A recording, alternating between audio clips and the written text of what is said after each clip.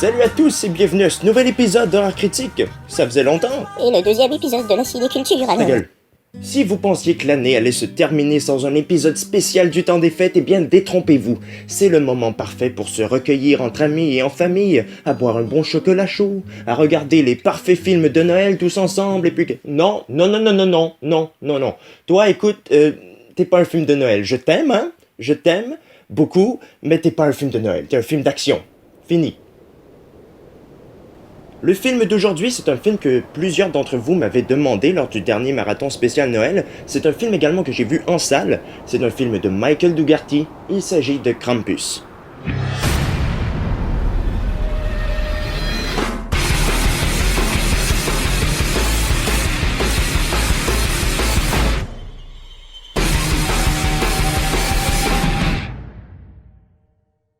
À l'approche de Noël, le jeune Max rédige bien sûr sa lettre au gros bonhomme de Coca-Cola. Sans adresse. Ça se rendra pas très bien. Et sa magnifique famille nous est alors présentée. Une famille très classique, commençant par les moins pires. Son papa et sa maman, qui ne s'entendent pas toujours très bien. Apparemment, parce que ce n'est jamais montré dans le film. Il y a la sœur rebelle qui se fout de tout, et la grand-maman un peu bizarre qui ne parle pas un mot de français. Vient ensuite les magnifiques sudistes. Todd Baker, tout droit sorti de l'épisode de The Office, la shérif de Fargo qui prend des vacances, et les deux cousins de Max. On va te faire foutre. Papa n'aurait pas voulu qu'on soit pas des filles. Ce sont des filles. Désolé. Les membres de cette charmante famille ne s'entendent pas vraiment, mais ils essaient tous quand même de passer un bon moment. Jusqu'à temps que les cousines de Max trouvent sa lettre et se moquent de lui. Et oui, il croit toujours au Père Noël. Furieux et humilié, il déchire sa lettre et la balance par la fenêtre. Grave erreur. Bon, tout d'abord, je vais me permettre de vous renseigner sur la légende de Krampus. En fait, Krampus, c'est une créature du folklore européen qui est munie de cornes et de griffes et qui a pour but de punir les enfants qui n'ont pas été sages. C'est un peu l'anti-Père Noël, si on veut. Ça reste toujours mieux que les sœurs de l'anti-Noël, n'est-ce pas ? L'histoire du film n'a rien de vraiment original en fait, c'est du déjà vu tout le long. On peut même prédire ce qui va se passer. Oui, le tout manque de subtilité, genre la morale à 2 balles. Qui en fait est une bonne morale, oui. Il est important d'être conscient de ce que l'on a et arrêter d'en vouloir toujours plus. Il est important de s'unir en famille, de respecter les traditions. Michael Dougherty, il aime ça les traditions, hein?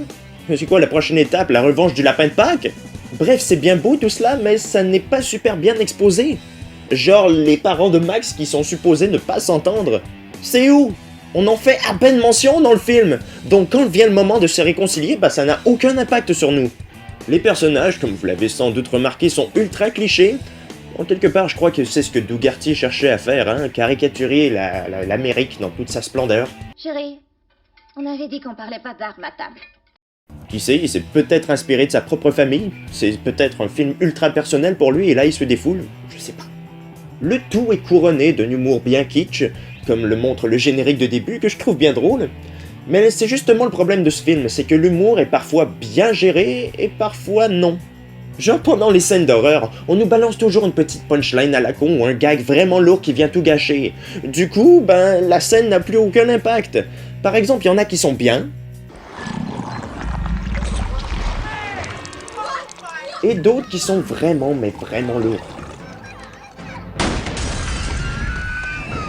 Donc on sait pas vraiment où le film veut se situer, est-ce que c'est une comédie horrifique ou est-ce que c'est un véritable film d'horreur? Selon le réalisateur, c'est un véritable film d'horreur. Oui, dans une entrevue du Vanity Fair, il a avoué que Krampus, pour lui, c'était un aboutissement personnel et professionnel, qu'il se classait parmi les grands films d'horreur. Désolé Dougherty, mais Trick or Treat là, c'était vachement meilleur. Oui, c'était kitsch, mais au moins ce n'était pas prévisible, l'humour noir était bien utilisé et les scènes s'enchaînaient à merveille. Là c'est long, les dialogues font trop téléphoner et les personnages sont ultra cons. Il y a un blizzard dehors, et la fille aînée décide de partir aller voir son copain. Et les parents, pas plus intelligents, ils la laissent faire. Un peu plus tard, quand on s'inquiète, les hommes sortent de la maison pour aller la chercher. Ils tombent évidemment sur Krampus, il y a des coups de feu, et qu'est-ce que la bonne femme va décider de faire? A. Rester au chaud en sécurité avec sa famille, ou B. Sortir dehors et prendre le risque de crever d'une engelure, crever d'un coup de feu, ou crever bouffé par une horrible créature. B, évidemment! L'un des seuls bons côtés du film, je trouve, c'est l'histoire de la grand-mère. Oui, parce qu'elle se décide à parler à un moment donné. Elle parle français, je le savais. C'est un segment animé qui est vraiment très beau qui nous raconte la première rencontre entre la grand-mère et Krampus. Et là, enfin, on nous expose de manière certes classique mais efficace la jolie petite morale. Puis fini, on n'en parle plus, on retourne aux histoires de biscuits meurtriers. Sinon, Krampus en lui-même est assez classe, son costume est bien mais cheap. Ouais, ça se voit vraiment que c'est un masque, hein, il se promène toujours comme ça, la gueule ouverte.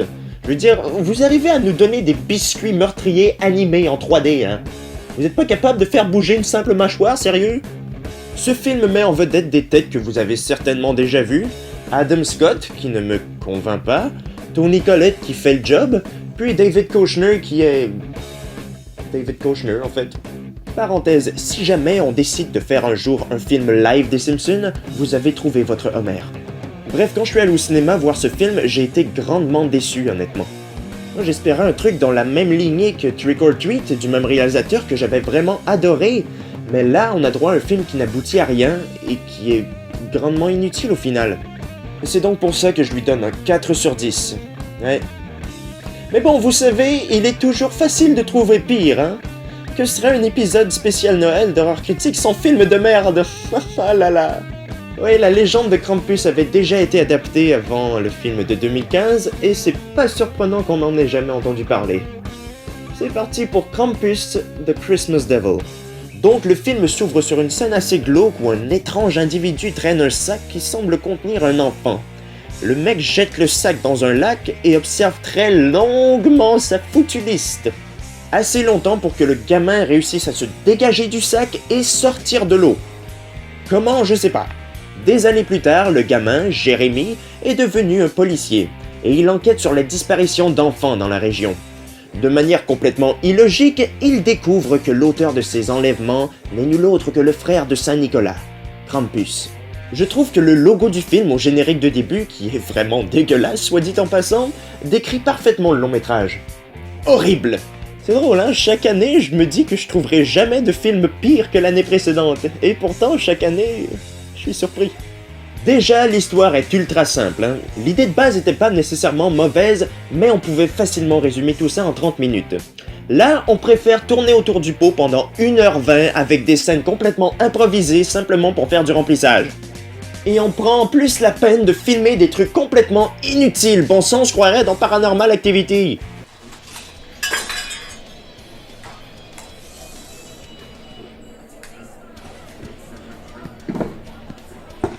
Bon, ben, 10 minutes de ma vie. Tout ça pourquoi? Pour voir une fille préparer un foutu drink. Merci, c'était indispensable à l'histoire.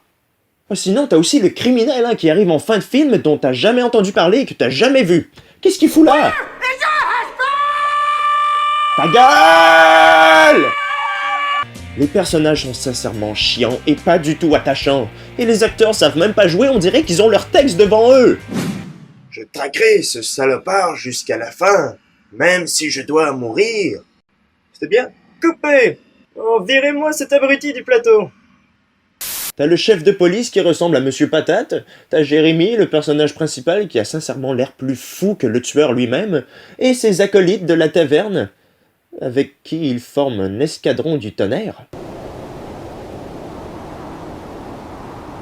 Les transitions, ce film ne connaît pas ça. Pour lui, une transition, c'est un fondu au noir.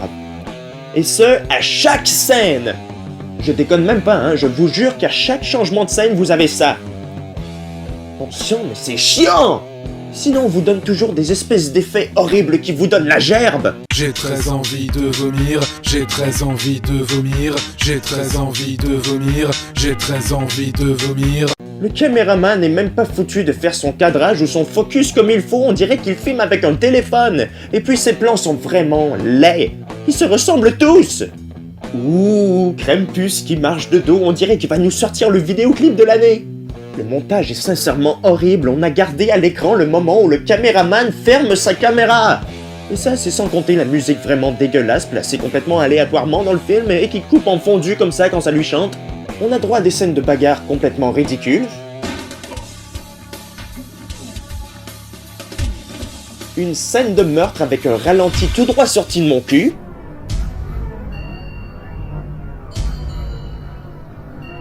et une seule et unique scène gore complètement mal foutue.